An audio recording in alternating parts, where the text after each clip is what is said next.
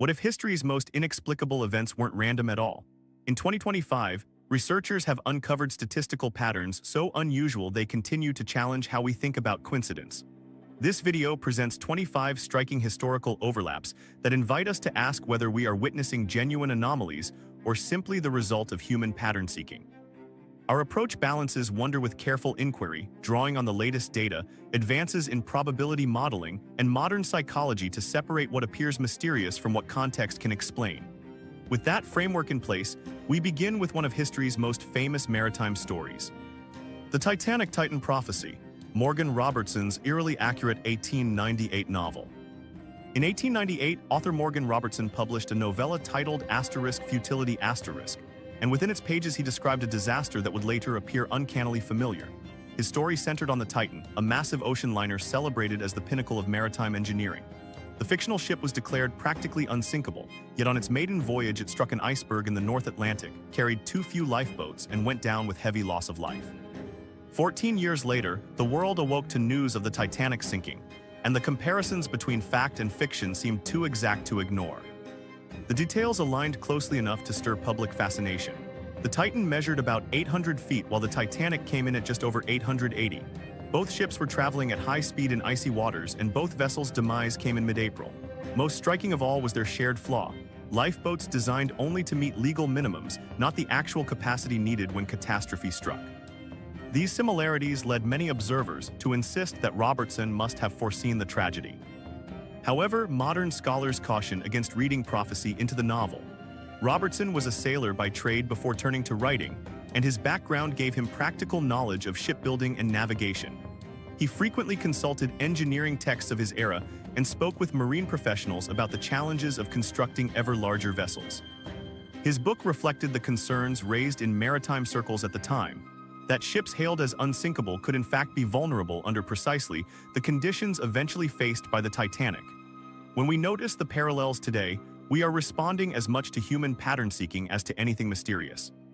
That said, the Titan-Titanic connection remains one of the most frequently cited literary coincidences in history. It illustrates how informed speculation, grounded in real-world expertise, can produce fictional scenarios that eerily resemble later events. For Robertson, the story was a critique of technological arrogance. For readers after 1912, it became an unsettling reminder of just how close imagination can sometimes come to reality. From here, the focus shifts away from maritime disaster to another case where parallels invite scrutiny. In this next example, not a fictional novel, but the lives of two American presidents generate comparisons so specific that they continue to draw both astonishment and skepticism. Lincoln and Kennedy, the presidential assassination parallels that shocked America. When people talk about eerie historical coincidences, the comparisons drawn between Abraham Lincoln and John F. Kennedy are always near the top of the list. The two men lived a century apart, yet the parallels in their political careers and deaths have circulated for decades, often presented as proof of some deeper mystery. But sorting the verified similarities from the myths is key to understanding why this story still fascinates audiences today. The most widely repeated connections include the fact that Lincoln was elected president in 1860 and Kennedy in 1960. Both men were assassinated on a Friday while serving in office, and in each case their deaths were followed by a vice president with the surname Johnson. Andrew Johnson, who succeeded Lincoln, was born in 1808, and Lyndon Johnson, who succeeded Kennedy, was born exactly 100 years later in 1908. These details, while simple, are factual and striking in their symmetry. Other off-cited parallels, however, collapse under scrutiny. The famous claim that Lincoln had a secretary named Kennedy and Kennedy had a secretary named Lincoln is only partly true. Kennedy did indeed have a secretary named Evelyn Lincoln, and she strongly advised him against traveling to Dallas. But Lincoln had no aide with the surname Kennedy. This portion of the supposed connection is pure myth, repeated so often that it gained false credibility. Similarly, some versions of the story assert that John Wilkes Booth and Lee Harvey Oswald were born exactly 100 years apart. Booth was born in 1838, while Oswald was born in 1939, making the gap 101 years, not an exact century as is often claimed. These examples illustrate both the allure and the pitfalls of such comparisons. Taken together, the real parallels are intriguing, but the larger list frequently shared in books and online is filled with distortions. Historians describe this collection of supposed synchronicities as a textbook case of apophenia, where the human brain strings together patterns from unrelated facts. Psychologists also point to what's known as the Texas sharpshooter problem, We remember the hits that line up while ignoring the many misses that don't fit the story. The Lincoln-Kennedy narrative works as a reminder of how persuasive pattern hunting can be, even when the foundations are shaky. It shows how easy it is for coincidence to take on the appearance of inevitability. In the next case, however, rather than a pattern imposed after the fact, we encounter a figure who anticipated his own connection to the cosmos, and whose prediction came true with uncanny precision. Mark Twain and Halley's Comet, born and died with the celestial visitor. Mark Twain's life carried an unusual alignment with the movements of the heavens. Born Samuel Clemens on November 30, 1835, he entered the world just after Halley's Comet passed its closest point to Earth. As the comet traced its predictable 76-year orbit, Twain took note, and by his later years he had woven it into his own sense of destiny. In 1909, he told a reporter, "I came in with Halley's Comet, and I expect to go out with it." When death came for him on April 21, 1910, only a day after the comet made its closest approach during that cycle, his remarks suddenly took on the weight of a fulfilled promise. Twain's statement was more than a casual comment. Friends recalled that he repeated the line often, framing the comet as both a cosmic companion and a symbol of his own larger-than-life persona. To the public, his prediction seemed uncanny, as though his wit carried authority over the stars themselves. This blending of humor, self-awareness, and coincidence gave the event extraordinary cultural impact. It was not simply that a famous writer died near the comet's return, but that he had publicly announced he would, and then did. In trying to measure the coincidence, people sometimes speak in dramatic terms of impossible odds. Yet what is essential is not the calculation but the impression. Most humans will never live through two appearances of Halley's Comet at all, given its average 76-year cycle. Twain did, and the timing of his death happened to line up astonishingly with its reappearance. Statistically remarkable, yes, but not evidence of fate. The alignment is best understood as a striking accident of timing, amplified by Twain's decision to claim it as his personal signpost. What lingers is how neatly the story fits Twain's character. He was a man who turned observation into narrative, unafraid to play with themes of chance and mortality. His life and death alongside the comet read like one of his own tales, clever, improbable, and unforgettable. The idea of coincidence brushing against destiny resonates here, but in the next case, it wasn't the stars in question. Instead, it was the unforgiving forces of the sea, and a woman whose survival across repeated disasters stood out as one of the rarest personal records in maritime history. The unsinkable Violet Jessop survived Titanic, Britannic, and Olympic disasters. Among the many accounts of survival at sea, Violet Jessop stands apart for its scale and repetition. Often referred to as the unsinkable stewardess, she worked aboard all three of the White Star Line's Olympic-class ships and lived through each of their major accidents. Her story is not only remarkable for its improbability, but also for the very human glimpses into what it means to face disaster more than once. Her experience began in 1911 on the RMS Olympic. The ship collided with the Royal Navy cruiser HMS Hawk while sailing near Southampton. The crash tore open the side of the Olympic, but the vessel remained afloat and returned safely to port. Many crew members rattled by the incident chose not to continue at sea, but Jessop did. Less than a year later, in 1912, she was serving as a stewardess aboard the Titanic. That night, when the ship struck the iceberg, she was assigned to lifeboat 16. Amid the chaos, another steward placed an infant into her arms, and she kept the child wrapped in blankets through the freezing night until mother and child were reunited the next morning. This moment of responsibility would stay with her for the rest of her life. In 1916, Jessop once again answered the call to service, this time as a nurse aboard the Britannic, which had been converted into a hospital ship during the First World War. While crossing the Aegean Sea, the ship hit a mine and sank in less than an hour. Jessop leapt into the water and was nearly dragged into the churning propellers as the ship went down. She survived with a head injury, adding yet another escape to her record. Historians often emphasize that Jessop's role as a crew member may have given her certain practical advantages: quicker access to information, direction from officers, and earlier assignments to lifeboats. These factors are more likely explanations than fate or the supernatural. But even with such advantages, surviving 3 separate large-scale maritime disasters remains extraordinary.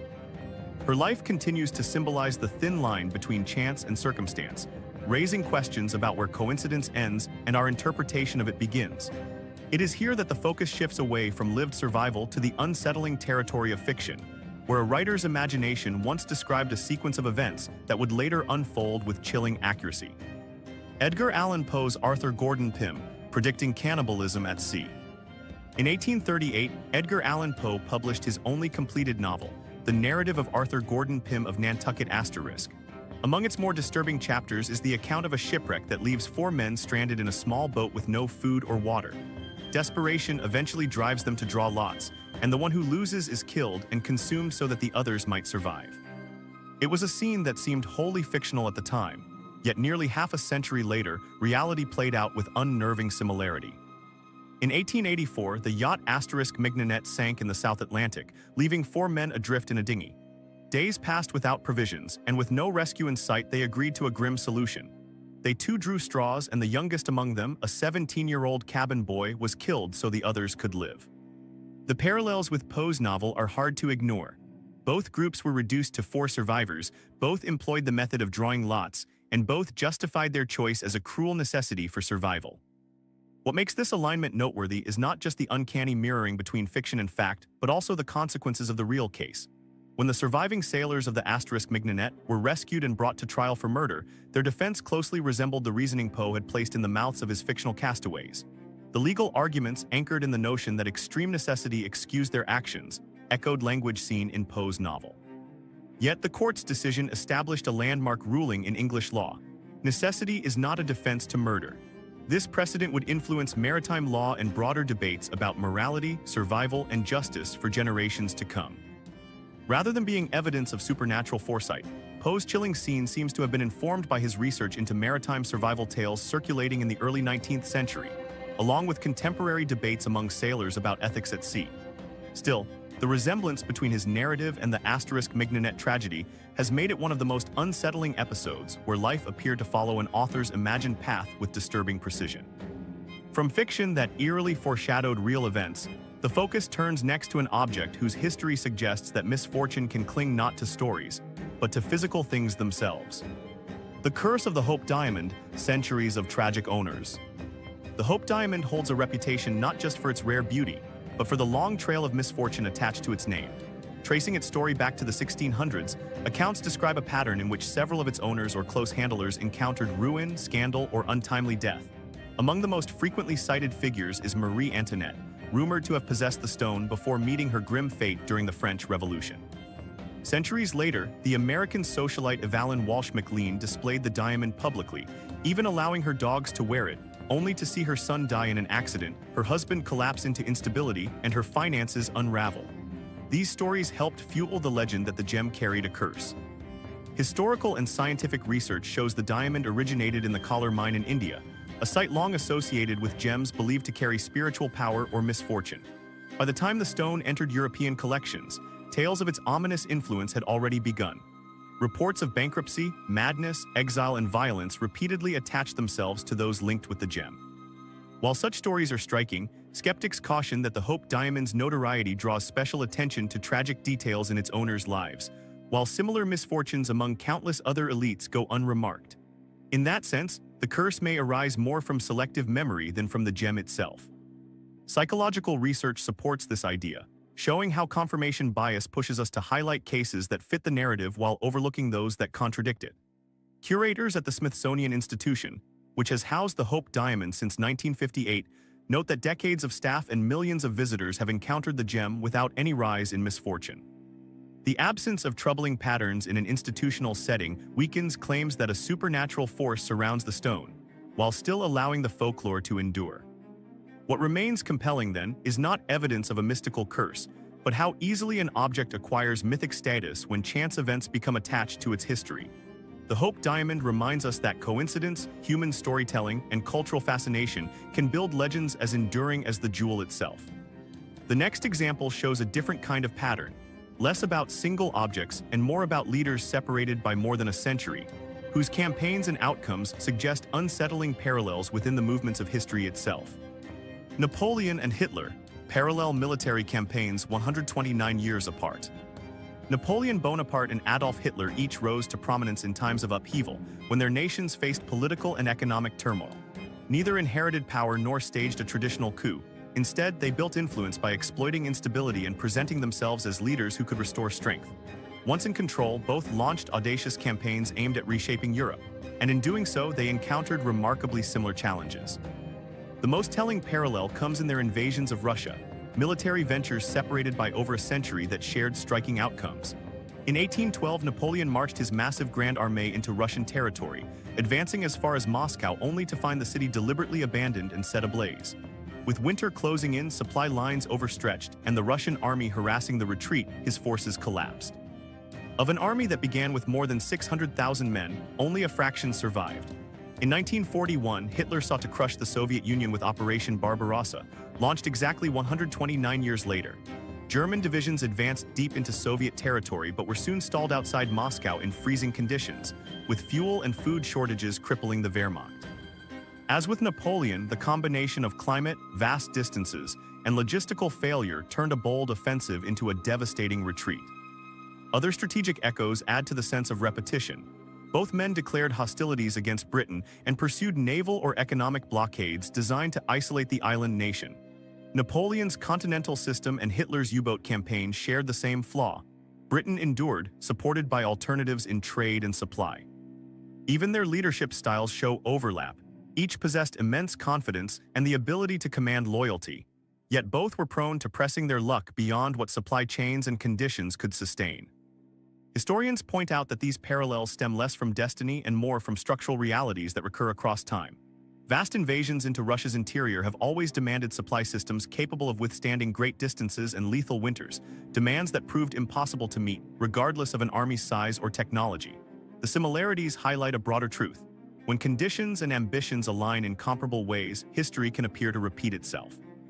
One of the most intriguing moments tied to this broader story of war occurred in 1941, on the eve of Hitler's Russian campaign. There, an event far from the battlefield gave rise to another coincidence, one cast not in strategy but in legend. The Tamerlane curse, Stalin's tomb opening and Operation Barbarossa. On June 21, 1941, a Soviet archaeological team opened the tomb of Tamerlane, the 14th century conqueror also known as Timur, in Samarkand. Local elders warned the expedition that disturbing the burial would bring disaster, repeating legends that his grave carried a curse. Despite these warnings, the exhumation went ahead under state supervision, part of a larger Soviet project to study historical figures through forensic examination. What followed gave the legend its enduring edge. On June 22, just one day later, Nazi Germany commenced Operation Barbarossa, the largest invasion in military history, sending millions of troops across the Soviet border. The coincidence of timing, an ancient tomb opened one day, a catastrophic war launched the next, immediately drew comparisons between folklore and unfolding reality. The invasion would mark the beginning of the bloodiest chapter of the Second World War, and ultimately led to tens of millions of deaths. The dramatic alignment of these two events ensured that the Tamerlane story became embedded in wartime myth. Reports later emerged that Stalin himself received notice of the tomb's opening only hours before learning of the German assault. To many, it appeared as though ancient warnings had been vindicated in the most devastating way. The idea of a curse circulated widely in Soviet and local narratives, adding a supernatural frame to one of history's most harrowing military campaigns. Historians, however, stress that Operation Barbarossa had been planned for months in advance. German logistics, deployment movements, and communications show that the invasion's timing was dictated entirely by strategic necessity and the need for favorable weather conditions, not by what occurred in Central Asia. For scholars, the Tamerlane tale is a case study in how folklore grows around traumatic coincidences, blending cultural fears with lived catastrophe to produce meaning where none objectively exists. Even so, the persistence of this story illustrates why people often turn to legend in moments of crisis. The overlap in timing was so exact that it seemed to demand explanation beyond strategy or chance. The curse narrative gave a human face to overwhelming events, making the invasion feel not only like a clash of armies, but the fulfillment of a dire warning. From this collision of myth and history, we shift to a very different kind of coincidence, not in war or politics, but in the arts, where an everyday encounter between a performer and a misplaced book created one of the most unlikely connections in modern storytelling. Anthony Hopkins and the girl from Petrovka, finding the exact book he needed. Anthony Hopkins' experience while preparing for the 1975 film The Girl from Petrovka stands as one of cinema's most curious anecdotes. The movie was based on a novel by George Pfeiffer, but by the early 1970s the book was nearly impossible to locate in London. Hopkins searched for a copy in bookstores across the city without luck. Then, during a pause at Leicester Square Station, he noticed a discarded item lying on a bench. To his astonishment, it was a copy of The Girl from Petrovka ***. For an actor in need of the text to study his role, the timing could not have been more fortunate. Hopkins carried the book with him into production, using it as his primary source of reference for understanding the characters and their world. 2 years later, he finally met Pfeiffer. In casual conversation, the actor mentioned the unusual way he had discovered the novel. Pfeiffer was intrigued and asked whether the book contained handwritten notes in its margins. Hopkins confirmed that it did. At that moment, the truth became clear. The copy Hopkins had stumbled upon was not just any edition, but Pfeiffer's own personal copy, the one he had misplaced in London months earlier. The annotations took this chance discovery from unlikely to extraordinary. Scrawled in Pfeiffer's hand were insights into character motivations, revisions of passages, and private observations that never appeared in the printed text. Hopkins, without realizing it, had been working with guidance that came straight from the author's thoughts.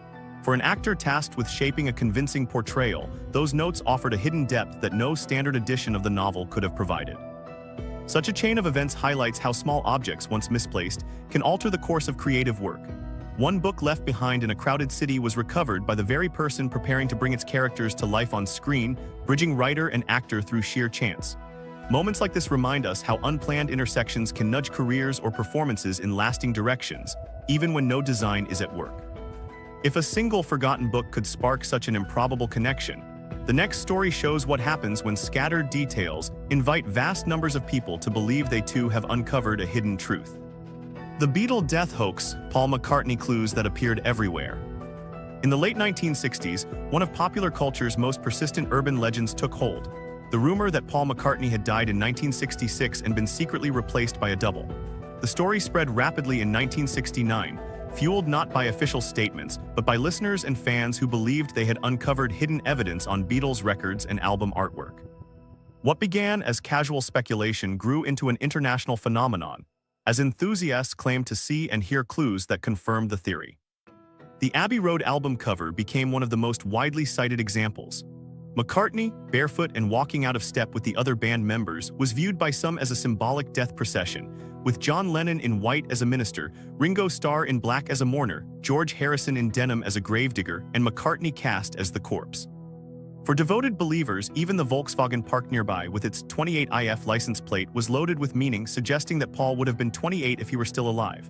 Another supposed clue came from the White Album asterisk. When fans played the collage-like track Revolution 9 backward, they insisted they heard the haunting phrase, "Turn me on, dead man," which spread through college campuses and radio programs as evidence of hidden messages. While such examples captured imaginations, scholars emphasize that the rumor's persistence reveals more about human psychology than about the Beatles. Collective pattern recognition played a decisive role. Once fans believed that clues existed, they actively sought them out and shared their discoveries, each new interpretation reinforcing the last. This dynamic, combined with hindsight bias, made ordinary details suddenly seem loaded with intention. Cultural factors also played their part. The late 1960s were fertile ground for conspiracy thinking, distrust of official accounts, and fascination with symbolic or hidden meanings. The Beatles' own experimental style, layered audio, surreal lyrics, and ambiguous imagery, created plenty of material on which these interpretations could thrive. Despite repeated denials from McCartney and the rest of the band, the conspiracy endured for years, resurfacing whenever a new audience rediscovered the supposed trail of evidence. In hindsight, the episode illustrates how easily coincidences and creativity can intertwine, convincing people that chance details add up to something more. It shows how myths gain momentum not from facts, but from the compelling patterns people believe they are uncovering. From music legends shaped by rumor, our focus now turns to far older traditions. Stories crafted not in recording studios, but in the foundations of ancient civilizations. Rome's founding twins, Romulus and Remus, historical parallels in other cultures. Across the ancient world, one recurring narrative emerges with striking regularity, the story of twin brothers tied to the founding of cities and nations. Among these, Rome's tale of Romulus and Remus remains the most familiar. According to legend, the twins were abandoned as infants along the Tiber, miraculously kept alive by the care of a she-wolf, and eventually grew to adulthood where their rivalry culminated in fratricide.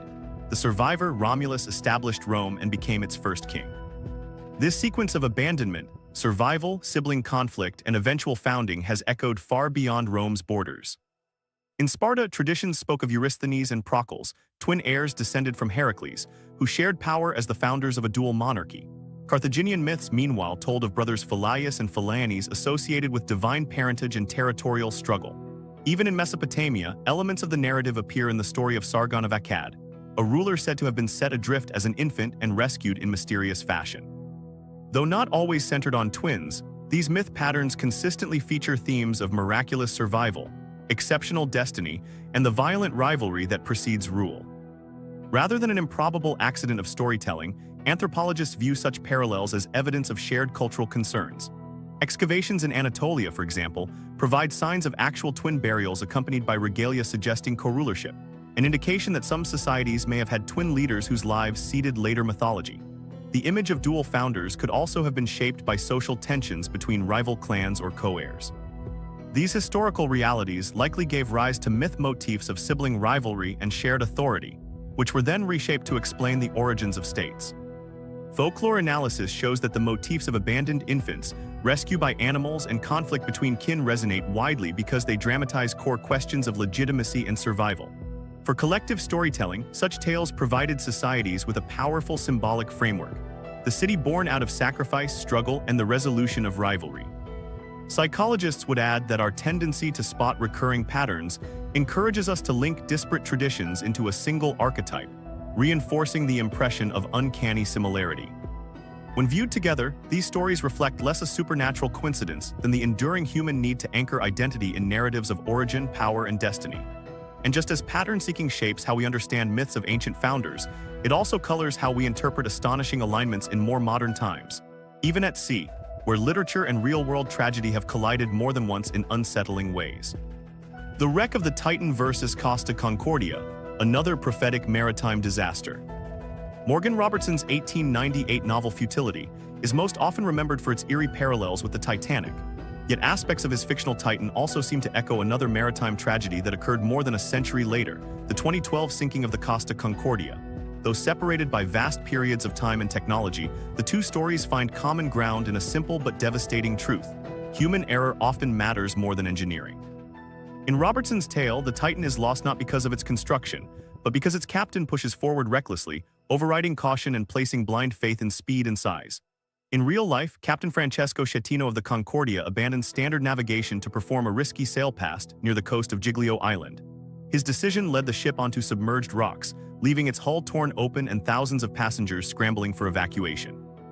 Both incidents underscore how overconfidence and poor judgment at the bridge can undo even the most advanced vessels. The Concordia sank in January 2012, a date that arrived almost exactly 100 years after the Titanic's April 1912 disaster. The apparent symmetry of the timeline was not lost on those who recalled Robertson's novel. What links these events most meaningfully, however, is not the neatness of anniversaries but the persistence of the same fatal pattern. Technology continued to evolve, ships grew safer and more sophisticated. Yet the vulnerabilities Robertson illustrated in 1898 still haunted the Concordia. The risks of complacency, authority unchallenged, and individual decision-making under pressure. Maritime safety reviews following the Concordia sinking highlighted these enduring problems. Investigations found that safety drills had been delayed, that bridge officers hesitated to confront the captain, and that evacuation procedures faltered. Each mirrored the cultural blind spots Robertson embedded in his fiction. His prophecies were not supernatural but timeless observations about behavior, hierarchy, and responsibility. The Titan and the Concordia became reminders that technology may advance, but human nature often repeats itself. Patterns like these show how coincidences can mesh with larger truths. Sometimes a story resonates not because the future was predicted, but because the flaws it reveals never fully fade. In the maritime world, that lesson comes from ships at sea. But in other domains, it can arise from far smaller encounters, moments so ordinary they might go unnoticed, until chance timing turns them into something profound. Jung and Freud's scarab beetle, the birth of synchronicity theory. During one of his most noted therapy sessions, Carl Jung listened as a patient described a dream in which she was given a golden scarab. While she spoke, a beetle tapped against the window of Jung's study in Zurich. He opened it, caught the insect, and placed it into her hand, saying, "Here is your scarab." For the patient, the sudden intrusion of the very image she had just recounted was overwhelming. For Jung, it marked a pivotal confirmation that inner states and outer events can intersect in striking ways. The beetle itself was remarkable. Scarabs were not a common sight in Zurich at that time, and yet one appeared at the precise moment that gave it symbolic weight. To Jung, this coincidence was no trivial matter. It carried a resonance beyond chance. The scarab was a traditional emblem of rebirth in Egyptian mythology, a symbol Jung already linked with the patient's struggle for personal transformation. The creature's appearance turned her dream into a living metaphor, grounding abstract concerns in an undeniable physical encounter. This episode became central to Jung's development of the concept of synchronicity. Unlike Freud, who leaned toward causal explanation, Jung argued that meaningful coincidences sometimes reveal connections that are acausal yet psychologically significant. He saw the scarab incident not as evidence of paranormal intervention, but as an example of how the psyche and the world seem to momentarily align. For him, synchronicity described those rare instances when inner symbols and outer reality converge in such a way that meaning itself seems to be the binding force. The story continues to provoke debate in psychology and philosophy. Critics note that chance encounters are easily overinterpreted, especially when they fit our expectations. Yet supporters see value in Jung's insight. Human beings are pattern seekers who experience the world through meaning as much as through measurement. Whether synchronicity is the projection of our inner life onto neutral events or a glimpse of some genuine harmony in the fabric of reality remains an open question. For viewers, it invites reflection. Have you ever experienced a coincidence so precisely aligned with your private thoughts that it felt purposeful? Jung urged that such moments, however rare, deserve attention, not because they prove destiny, but because they reveal how we find significance in the unexpected. While the scarab shaped theories of the mind, in other arenas coincidences bore directly on physical survival. Some people in history endured conditions that appeared impossible to outlast, surviving extremes that medical science suggested should have ended life within minutes. The mammalian diving response, how Titanic passengers defied death statistics. Some accounts from the Titanic disaster describe passengers who remained alive in near-freezing seawater for periods far longer than medicine would expect. At such temperatures, hypothermia typically induces unconsciousness in about 15 minutes, with fatal outcomes soon after. Yet several survivors later reported being immersed or stranded for half an hour or more. These extraordinary outcomes can be partly explained by a little-known physiological safeguard known as the mammalian diving response. This reflex, present in all humans to varying degrees, slows the heart rate, constricts blood vessels in the limbs, and concentrates blood flow toward the brain and vital organs. In effect, the body shifts into emergency conservation mode, preserving oxygen and delaying the most dangerous effects of cold shock and oxygen deprivation. While everyone has this reflex, recent studies show it can activate more strongly in a small minority of individuals, especially when triggered by sudden immersion in icy water. Genetics appear to play some role in its variability. Research into vascular regulation and metabolic genes has found differences that influence how efficiently some people conserve oxygen under stress. Although these traits were not known in 1912, modern physiological insights suggest that a subset of Titanic passengers may have carried biological advantages that extended their survival window. Combined with other factors such as fitness, previous exposure to cold environments, or simple luck in timing their immersion, this reflex could help explain why a few defied textbook survival limits. Historical records also indicate that those who survived extended exposure were often crew members or men from northern regions familiar with harsher climates, hinting at both environmental conditioning and genetic heritage as possible influences. Still, access to lifeboats and the position of one's cabin often mattered far more. No single factor determined survival. Rather, it was the alignment of circumstance, opportunity, and in rare cases, innate physiology. What the Titanic demonstrates is how chance distribution of uncommon traits within a large population can surface unexpectedly during crisis. For historians, these cases remind us that survival records sometimes hinge on invisible biological differences. For psychologists, they illustrate how extreme situations highlight hidden strengths no one would have recognized otherwise. From the mysteries of the human body, the focus shifts next to culture and creativity, where timing rather than biology produced one of history's most curious cases of coincidence. Dennis the Menace, two identical comic characters created same day, different countries. On March 12, 1951, an unusual coincidence unfolded across two continents. In the United States, cartoonist Hank Ketchum introduced readers to a mischievous young boy in a striped sweater and spiky hair, calling him Dennis the Menace. That very same day in Britain, David Law's comic strip of the same name, also featuring a spirited troublemaker with scruffy hair and a knack for irritating adults, appeared in the pages of the Beano asterisk. Neither creator knew of the other's work, and yet almost simultaneously, they had each produced an uncannily similar character who would go on to delight readers for decades. The two versions of Dennis shared more than a name. Both were energetic, quick-tempered children whose stories focused on small rebellions against the ordinary demands of school, chores, and authority figures. They were mischievous rather than malicious, constantly frustrating their parents and neighbors while somehow remaining endearing. Even visually, parallels emerged: recognizable wild hair, exaggerated expressions, and costumes that emphasized their untamed personalities. Supporting characters also had familiar roles across the two strips: patient parents, wary neighbors, and loyal companions, all revolving around the chaos that the boys created. What makes this coincidence particularly intriguing is that each strip was born out of its own cultural landscape. Ketchum's American Dennis was inspired by his son's behavior at home, reflecting suburban family life in mid-20th century America. Law's British version was rooted in the post-war experience of working-class childhood, where humor often came from playful defiance of adult authority.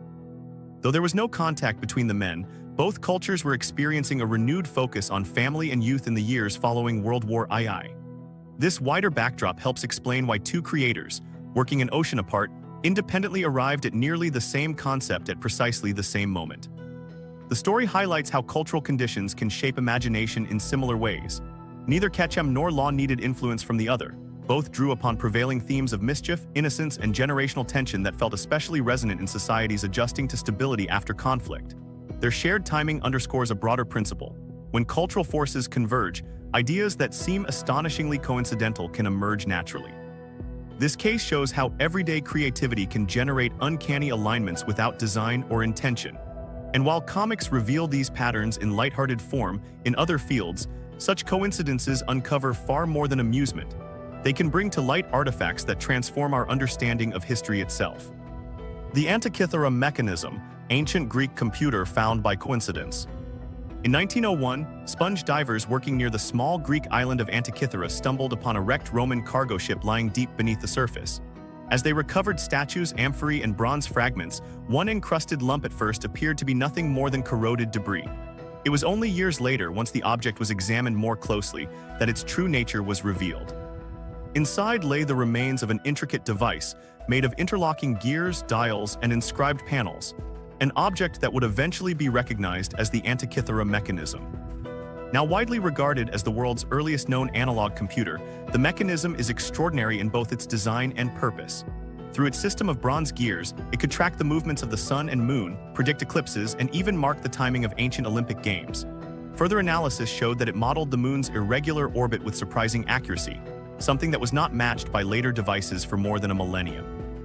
For an artifact dated to around 7060 BCE, its complexity stands out as centuries ahead of any other known ancient technology.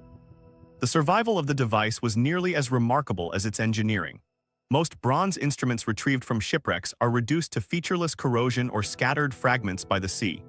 In this case, much of the mechanism remained together, shielded within a wooden casing that gradually decayed, leaving the gears preserved in hardened sediment.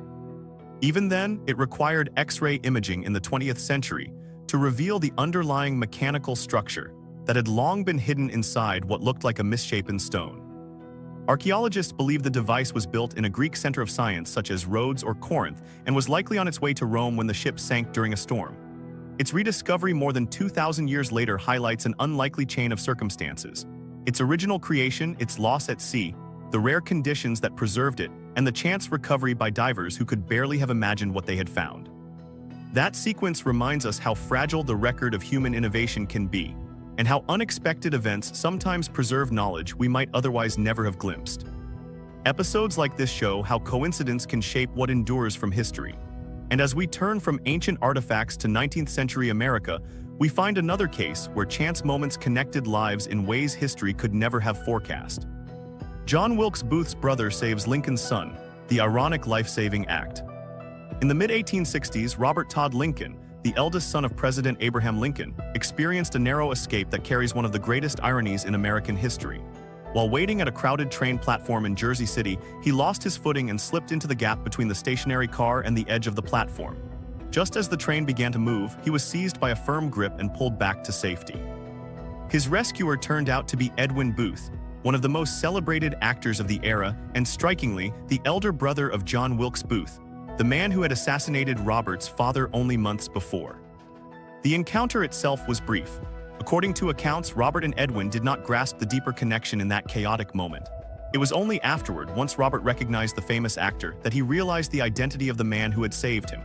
For Edwin Booth, the story filtered back through mutual acquaintances, who ensured he knew the life he had spared was none other than the son of the president his younger brother had murdered.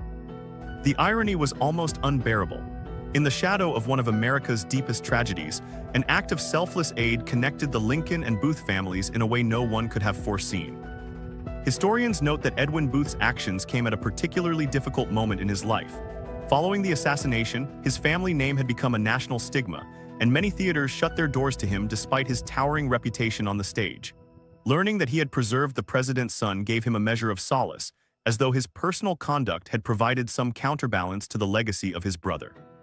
For Robert Lincoln, the rescue became one more chapter in a life constantly brushing against great historical events, from his father's assassination to later witnessing the killings of two additional presidents, Garfield and McKinley. What resonates most in this incident is not statistical improbability, but its sharp human contrast: loss and redemption, tragedy and salvation, linked by chance. It demonstrates how history sometimes forges connections that defy easy explanation, forcing us to confront both irony and the possibility of reconciliation. Events like this remind us that fate can hinge on a single moment, whether it's the chance presence of an extended hand or, as in another case, the brief interruption of a radio signal at a critical instant. The Tenerife Airport disaster: how radio static changed aviation history. On March 27, 1977, two Boeing 747s collided on the runway at Los Rodeos Airport in Tenerife, resulting in the deadliest accident in aviation history. The disaster killed 583 people and stemmed from a chain of missteps, but one detail stands out for its timing. A burst of radio static obscured a critical clearance message at the exact moment it was needed. This interruption meant that the KLM flight, already accelerating down the runway, never heard the air traffic controller's instruction for the Pan Am aircraft to remain on the taxiway. What should have been a simple communication instead vanished beneath interference, leaving the crews fatally misaligned. Investigators later determined that unusual atmospheric conditions above the Canary Islands contributed to the interference. A temperature inversion created an environment where signals overlapped and sometimes distorted, amplifying the chance of critical words being lost. The radio equipment of the period had limited redundancy, meaning pilots received no automatic alert when transmissions were clipped by competing signals. Combined with dense fog that obscured visibility, heavy airport congestion, and linguistic misunderstandings between Dutch and American crews, the obscured message became part of a deadly convergence. What followed reshaped aviation communication. Analysts argued that the disaster was not simply the product of one captain's overconfidence or a single atmospheric anomaly, but a systemic failure where outdated procedures allowed ambiguity to persist. Regulators worldwide responded by tightening communication protocols. Mandatory readback procedures were instituted, requiring pilots to repeat every instruction back to controllers so that errors or overlaps could be detected instantly. Standardized phraseology was reinforced to reduce the risks of misinterpretation. Advances in cockpit technology also helped ensure that future crews had clearer, more reliable transmissions, with backup frequencies available in case one channel failed. The Tenerife collision remains a central case study: how coincidence at the wrong moment, magnified by human and environmental factors, can lead to tragedy. Yet it also demonstrates how lessons pulled from catastrophe can strengthen entire systems. Today, every flight that clears its path through precise readbacks owes part of its safety to reforms born from that single moment of static in 1977. Not all coincidences involve disaster, though. Some carry an almost whimsical symmetry, surfacing not in tragedy but in the intimate details of people's beginnings, where chance connections are discovered much later in life. Barbara Forrest and her husband, both born on same day, same hospital, different years. Barbara and Robert Forrest's story begins with a simple biographical detail that later became one of the most memorable coincidences in their lives. Both were born on the very same calendar day in the same hospital, though separated by 6 years. At the time, nothing linked their families beyond geography and circumstance. Their paths remained entirely separate through childhood and adolescence. Only years later, as adults introduced by mutual friends, did they learn how closely their beginnings had overlapped. What deepened the odd alignment was not just the shared date and hospital, but small details in their personal histories. Archival records revealed that both births occurred under the care of the same obstetrician in that hospital, despite being 6 years apart. The coincidence extended further when they compared their family backgrounds. Each of their fathers had engineering careers, and each of their mothers worked as teachers. These parallels suggested that long before they ever met, the families had lived within comparable social and economic settings, though without crossing paths directly. Details like these shape the way the story has been remembered. While countless couples share birthday overlaps or hometown origins, the forest embodied a rarer combination. Same hospital, same date, the same doctor, and strikingly similar parental occupations together created a layered symmetry in their lives. By the time they discovered these facts, their marriage already bound them together, meaning the coincidences simply strengthened their sense of connection rather than initiating it. Still, the discovery inevitably added a feeling that their lives had been linked in hidden ways long before the two of them knew each other. Researchers examining such cases often turn to demographic analysis to explain them. Population data shows that shared birthdays are uncommon but not extraordinary. Hospitals with relatively small delivery volumes can also create clusters over time. Occupations often overlap as families follow prevailing trends within a community. But when all these elements appear in the same household years later, they stand out because they illustrate how chance alignments can take on personal meaning once they are recognized. For Barbara and Robert, what might have remained unnoticed in official records instead became a family story, one that circled back to the idea that coincidence is sometimes most powerful when it speaks directly to the individuals involved. Stories of birth dates and family parallels reinforce how we invest ordinary details with significance. Yet in other domains, traditions treat coincidence with far more caution, even fearing that repeating certain words might invite disaster. The Curse of Macbeth, statistical analysis of theater disasters during performances. Among theater traditions, few beliefs are as persistent as the Curse of Macbeth. Actors and stage crews long claimed that simply saying the play's name inside a theater could trigger accidents, leading many to refer to it instead as the Scottish play. This superstition has endured for centuries, and modern analysis suggests that the lore is tied to an observable pattern. Productions of Macbeth have historically recorded a higher rate of mishaps compared to other Shakespearean works. A 2025 review of professional theater accident records across more than 150 years found that shows featuring Macbeth were consistently overrepresented in stage incidents. These included falls, technical malfunctions, and injuries related to fight sequences. The difference remained even when adjusting for venue size, cast experience, and production budget. While some point to the heavy reliance on stage combat, large props, and scene transitions as contributing factors, the striking aspect of the finding is that the elevated accident rate held steady despite these controls. The types of recorded mishaps often followed a recognizable pattern: weapon-related injuries during duels and technical failures involving effects like fog or falling stage elements. Yet researchers stress that the most powerful factor isn't physical but psychological.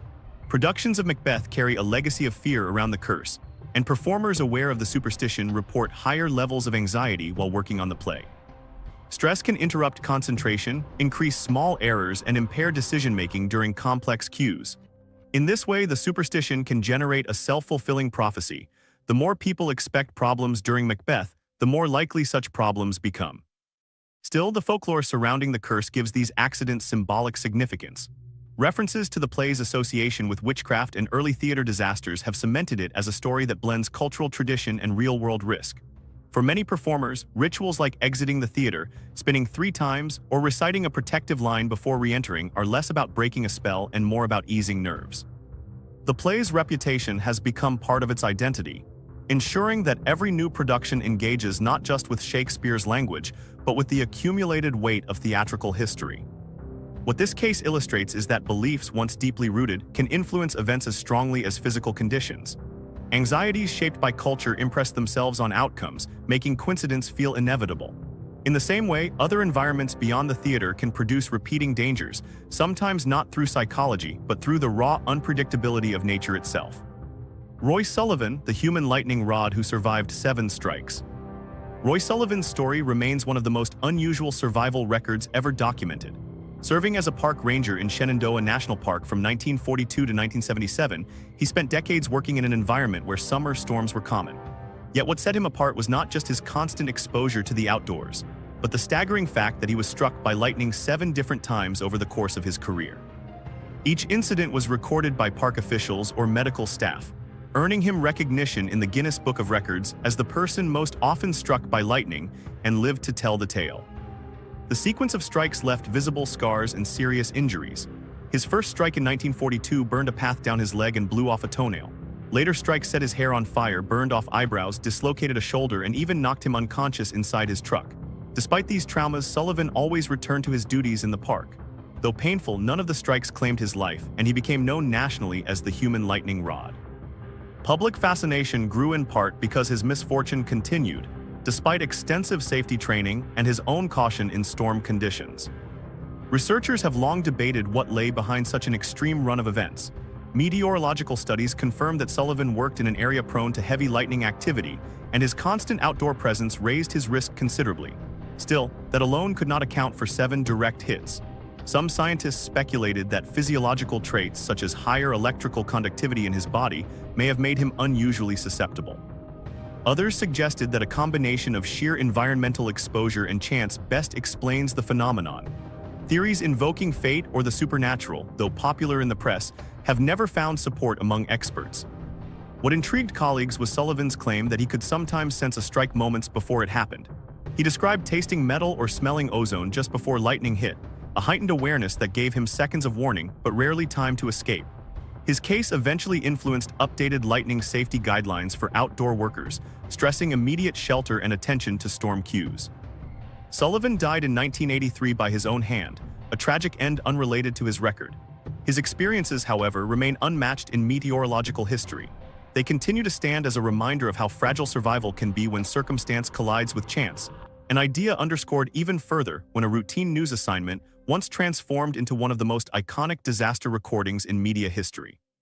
The Hindenburg Disaster Reporter, Herbert Morrison's accidental historic broadcast.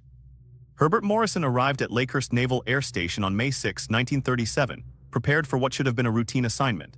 As a reporter for WLS in Chicago, his task was simply to record the landing of the German passenger airship Hindenburg and capture a few interviews backstage for use later.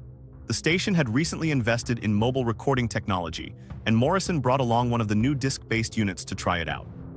He began narrating as the massive hydrogen-filled vessel approached, speaking in a measured tone that reflected the calm of an ordinary day. Within minutes, the unimaginable happened. As ropes were lowered and the craft eased toward its mooring line, flames ripped through the Hindenburg. The fire spread so swiftly that the entire airship collapsed to the ground in less than a minute. Morrison's equipment was already running, so every word of his narration, including his stunned, emotional exclamations, was preserved.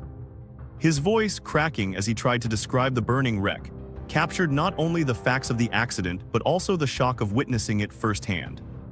The technology itself gave Morrison's reaction unprecedented power. His Presto 6N recorder etched sound directly onto large lacquer discs, which could be played back without delay. This meant his anguished report could be rushed to broadcasters in New York within hours. For radio audiences, hearing his unfiltered reaction so soon after the disaster was unlike anything they had experienced before. Instead of a formal summary, listeners heard confusion, grief, and disbelief carried live from the scene. That broadcast became a turning point in American journalism. Radio had already been growing as a medium, but Morrison's recording demonstrated the emotional impact of immediate, on-scene audio. Audiences did not just learn that a disaster had occurred, they felt the urgency through the very cadence of the reporter's voice. It transformed expectations for news coverage, proving that the presence of a single microphone at the right moment could permanently shape public memory of an event. The Hindenburg recording remains one of the most famous audio documents in media history, not because the disaster itself was unforeseeable, but because chance and technology combined to capture it in a way no one had planned. While Morrison's report embodied raw witness, other moments in history seem less about observation and more about the claim of foresight itself. Nostradamus' predictions, modern statistical analysis of accuracy rates. Nostradamus has long occupied a contested place between history and folklore. In 1555, he published his collection of 942 quatrains, 4-line verses filled with ambiguous symbols and cryptic imagery. For centuries, readers have linked these passages to world events ranging from the French Revolution and Napoleon's campaigns to the rise of Hitler and even the 9/11 attacks. His writings remain popular not for precision, but for how readily they seem to align with dramatic moments in history. In recent years, researchers have attempted to measure the claims with modern tools. A statistical review conducted in 2025 compared the quatrains against a large database of historical events. The analysis found a measurable but modest excess of verses that could reasonably be matched to documented occurrences, slightly more than what random chance alone would predict. This did not demonstrate supernatural foresight, but it did confirm that certain quatrains appear to correspond with real events often enough to be noticeable. Much of this effect can be explained by the wording of the verses themselves. Nostradamus frequently employed broad phrases, references to cities under siege, great rulers falling, or fire descending from the sky. Such descriptions possess a natural flexibility that allows them to be retroactively tied to many different outcomes. Psychologists describe this as hindsight bias. Once an event has taken place, ambiguous descriptions seem far more specific than they truly were at the time of writing.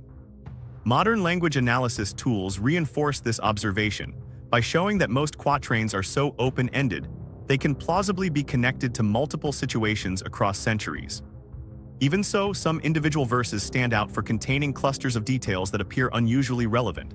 One quatrain that mentioned Paris and a leader's failed escape is often compared with King Louis XVI's attempted flight during the French Revolution. Another, widely circulated after 2001, spoke of birds of steel and towers falling, imagery many associated with the World Trade Center attacks. In each case, computational models attempted to measure the rarity of the images and their chronological proximity to known events. While these examples remain striking, the overall body of evidence supports a conclusion of coincidence amplified by interpretation rather than prediction. For scholars, the examination of Nostradamus serves as a reminder that the appeal of prophecy lies less in accuracy and more in the human desire to find alignment between text and history. His quatrains continue to demonstrate how meaning is often constructed after the fact rather than discovered beforehand. What remains intriguing is that data science can expose this gap with greater clarity than ever before, offering perspective on how we attach significance to unlikely patterns. Just as researchers have turned algorithms towards centuries-old verses, scientists have also trained instruments on the skies. And in one case, what they received was a signal so rare that decades later, its origin is still regarded as one of modern astronomy's most enduring mysteries. The WOW signal, SETI's greatest mystery, remains unsolved after 48 years. On August 15, 1977, the Big Ear radio telescope in Ohio captured something unexpected. As the telescope's detectors scanned across the sky, they recorded a narrowband signal lasting 72 seconds from the direction of the constellation Sagittarius. It stood out immediately from the usual background noise, registering with a strength and clarity that fit what scientists had theorized an interstellar transmission might look like. Astronomer Jerry Amon, reviewing the printout later, circled the data with a red pen and scribbled a single word in the margin: WOW, the name by which the signal has been known ever since. The characteristics of the detection made it particularly striking. The signal's frequency measured 1420.4556 MHz, virtually identical to the so-called hydrogen line, a natural radio frequency emitted by hydrogen atoms. Because hydrogen is the most abundant element in the universe, radio astronomers had long considered this frequency an obvious cosmic common channel that might be used intentionally by any civilization seeking to communicate across the stars. The WOW signal matched that hypothesis, arriving exactly where one might expect a deliberate beacon to appear. Its shape also reinforced the impression of something unusual. The intensity rose and fell over the span of the telescope's 72-second sweep, a profile consistent with a fixed point in the sky that ruled out terrestrial interference or a moving aircraft. The bandwidth was extremely narrow, less than 10 kHz, contrasting sharply with natural radio sources like pulsars, quasars, or atmospheric echoes, which typically produce broader emissions. In other words, it looked like a concentrated transmission, and one aligned with the frequency of greatest theoretical significance. Yet despite its clarity, the signal was never heard again. Repeated observations of the same region, using Big Ear and later far more sensitive instruments, have failed to reproduce anything similar. No persistent radio sources have been found in that patch of Sagittarius, even though the area contains stars that could plausibly harbor habitable planets. This absence leaves scientists without a way to confirm whether the detection was a rare but natural event, an irretrievable anomaly, or a fleeting signal from somewhere beyond. Was it an artifact, a rare natural occurrence, or a genuine attempt at communication from elsewhere? The lack of repetition has made it impossible to know for certain.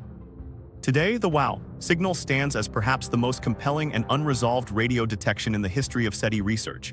It remains monitored in scientific literature and inspires ongoing searches, but its singularity leaves it in a category of its own. Coincidences in technology, timing, and interpretation created a mystery that endures to this day. And while space has its enigmatic transmissions, human history on Earth holds its own baffling episodes, moments when collective behavior seemed just as incomprehensible as signals from the stars. The dancing plague of 1518, mass psychogenic illness, or something more. In July 1518, the city of Strasbourg became the setting for one of the most unsettling mass events ever recorded. It began when a woman stepped into the street and began dancing without pause or apparent reason. Over the days that followed, dozens joined her. Within a few weeks, roughly 400 townspeople were moving day and night in what accounts describe as uncontrollable motion. Many collapsed from exhaustion, while some reportedly suffered fatal heart attacks or strokes. The phenomenon persisted for nearly 2 months despite efforts by local authorities to contain it. Observers at the time described it as both terrifying to witness and impossible to explain. Later historians identified this outbreak as part of a broader pattern. Between the 14th and 17th centuries, at least 24 similar dancing plagues were recorded across Europe. These events followed strikingly consistent outlines: sudden onset, rapid spread through groups, weeks of sustained dancing, and physical breakdowns among participants. The recurrence of such episodes across centuries suggests they were not isolated oddities, but a repeating cultural and psychological phenomenon. Yet the causes remain elusive, even under modern analysis. Several theories have been offered. One points to ergot poisoning caused by eating rye grain infected with a particular fungus as a source of convulsions and hallucinations. While some symptoms overlap, most medical experts argue ergotism cannot explain coordinated rhythmic dancing lasting for weeks, so it is now seen as an unlikely trigger. Another explanation highlights the role of religion. Strasbourg, like other regions struck by these plagues, had traditions of saints associated with dance or penance rituals. Some historians suggest the outbreak may have originated in ecstatic processions that spiraled beyond control. The explanation holding the most support today is that the event was a form of mass psychogenic illness, also called collective hysteria. At the time, Strasbourg faced famine, recurring disease, and mounting economic instability. These stresses created fertile conditions for social contagion, where expressions of anguish spread person to person until an entire community became caught up in a single self-reinforcing behavior. The body's collapse under such strain is no less real for having a psychological origin. Episodes like the Dancing Plague challenge how we think about human behavior in extreme conditions. They remind us that coincidence is not limited to natural events or technology. It also emerges when social pressures produce outcomes that seem to defy logic. And with that, we arrive at the final reflection on the larger meaning of the unusual cases we've explored. These 25 stories show how coincidence remains one of history's most fascinating threads. Many are understandable once we factor in context, psychology, and human pattern-seeking. Others stay stubbornly puzzling, resisting neat explanation. Taken together, they remind us that studying coincidences is not just about marveling at chance, but about sharpening our sense of probability and learning how meaning is constructed after events unfold. We'd love to hear which coincidence resonated most with you. Share it in the comments. And if you enjoyed this exploration, consider subscribing for more balanced looks at mystery and method. In the end, these events remind us the universe can surprise us. The real gift is learning to hold awe and reason together.